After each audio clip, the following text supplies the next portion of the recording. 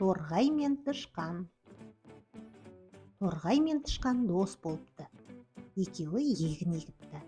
Тышқан жерді аяғымен қазып, торғай тұмсығымен шоқып дән сеуіпті.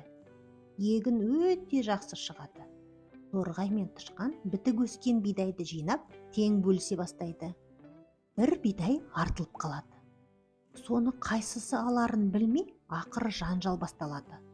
Торғай тұмсығымен шоқып, тышқан тырнағымен тырмалап, бір-бірімен ұзақ төбелеседі. Маңайында арашалайтын ешкім болмаған соң, бір кезде шаршап барып тоқтайды.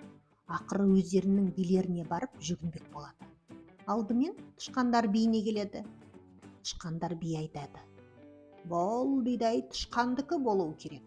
Өйткені тышқанның күші көп.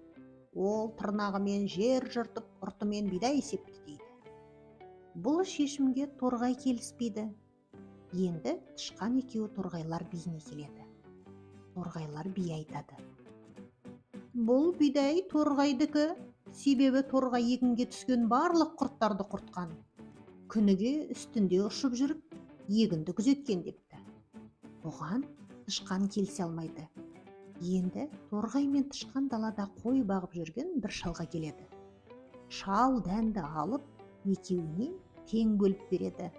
Бұған торғай да, тышқан да разы болып, өз жөндеріне кетеді екен. Арнаға тіркелуді ұмытпаңыз.